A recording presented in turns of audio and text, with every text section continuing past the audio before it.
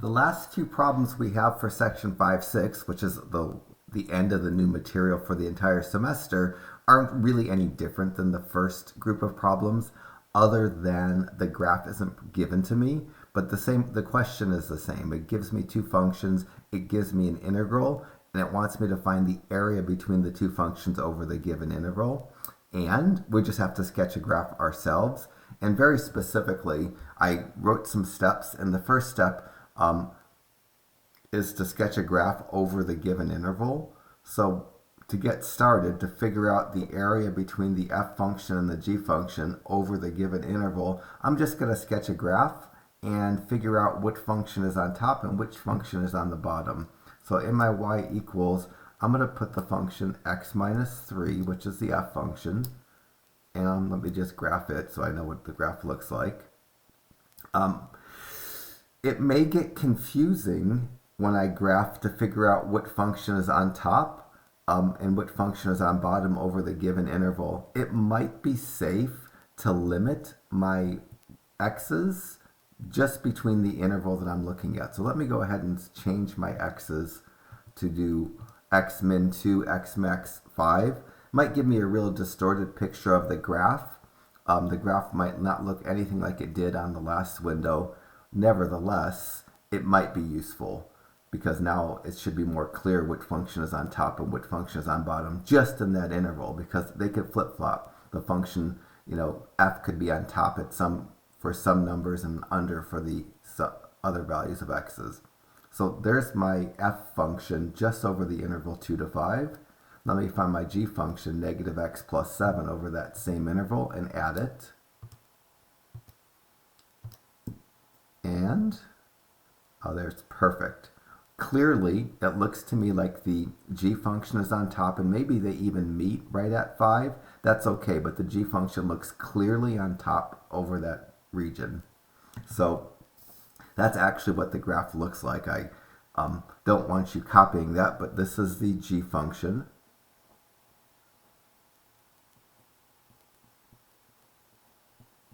That's the top function in this window.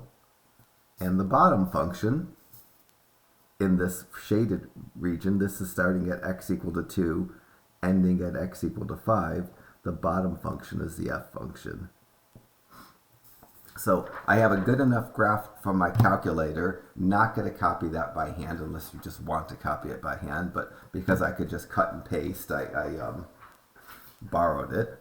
And then next step says determine the top function. Well, the top function is the g function. I'm getting a horrible shadow today.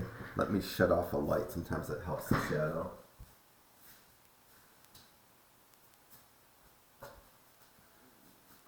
And that does kill off the shadow. So the top function is the g of x function. And then create the integral needed to find the area. Well, the integral needed to find the area is the g function. I'll put it in a parentheses to be safe. Try to write it right. Let me put c up here. I felt like I didn't leave myself enough room to write. So it's the integral from 2 to 5 with the g function written first. The g function really doesn't need to be in a parentheses, but because the f function is a binomial and it needs to be written second because it's on the bottom, it does need to go in a parentheses. This is technically the correct interval, other than maybe I should have parentheses around the entire function, but g function minus the f function. If this is what you wrote for an answer to part C, this would be fine. It's always nice to simplify.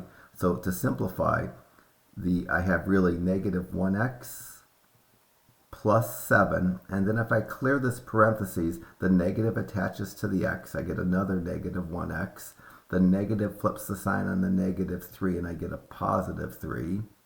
A better answer to part C would be the integral of 2 to 5. The 1x's have the same sign, so I'm going to add those and get a negative 2x. And then plus 10 dx. So that's one of these is the answer for part C. I'd live with either one of them. The simplification is always better, but I'll live with either. And then part D, find the area that's shaded right here that you don't have to do the shading for. The answer is supposed to be 9, and in this section it says you can use your calculator, so I'm going to use my calculator. And I think it's safer by far to do the top version, because if I make an error when I'm clearing the parentheses and simplifying, that error will get me the wrong area. So I entered this version, which is a version that didn't have the f in the first function in a parentheses. The first function never needs to go in a parentheses. The second function, if it has more than one term, has to go in a parentheses. So now just second calc, option 7.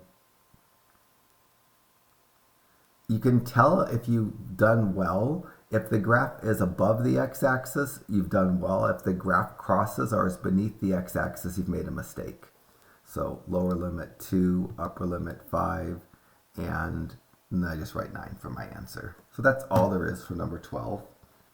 Just 2 more problems, and we're out of problems other than the practice test.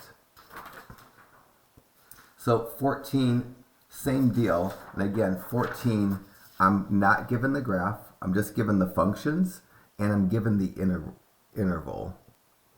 So I'm going to first graph the f function.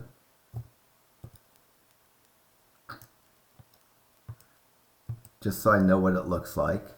Change my window from x equal to x min at 1 and x min at 4.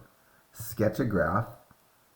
If I don't see anything, like I don't feel like I'm seeing anything here, this means the y's are off my screen.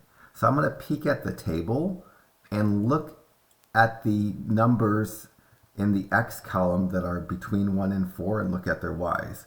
At 1, the x is 11. At 2, the x is 13. At 3, the x is 15. At 4, the x is 17. The reason I didn't see any graph when I hit graph is because my y's aren't going up to the teens. Let me make my y's fit.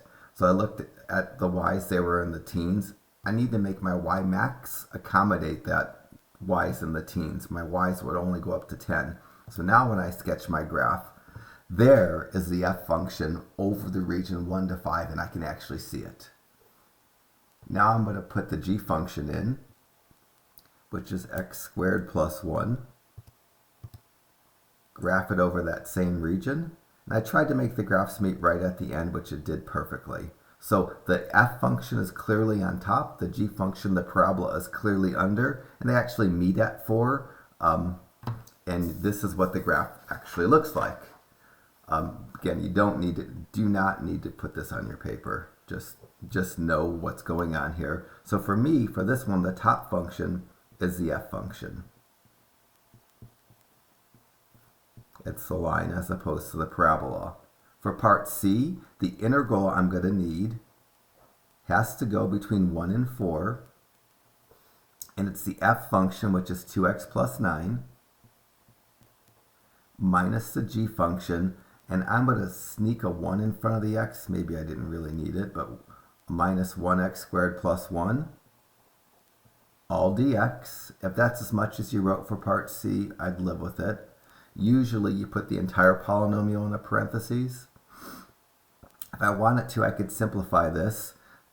If I cleared the parentheses, I'd get minus 1x squared minus 1 by attaching the minus to the 1x squared, flipping the sign on the 1. I'd write the minus 1x squared first, don't really need the 1 there. The 2x second, and this 9 minus 1 would give me an 8 third. And so a better answer to part C would be the integral of minus 1x squared, with or without the 1, plus 2x plus 8 dx over the integral from 1 to 4. I've already done this so I don't make mistakes on the video. The answer for part D should be 18. And I'm going to enter this function and integrate it from 1 to 4.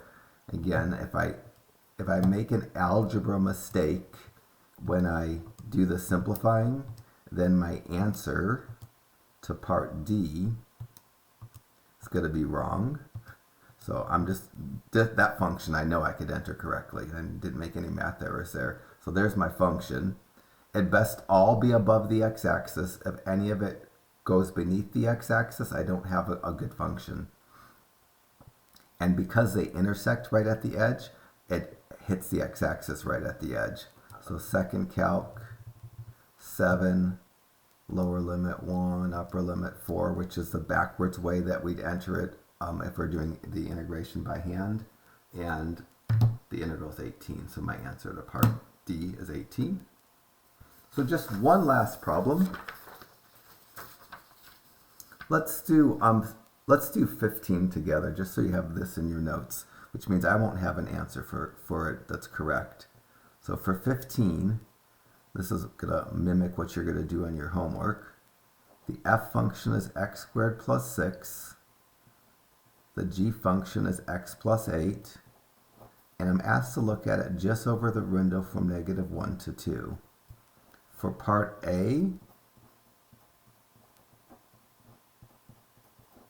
I'm going to worry about it only on my calculator.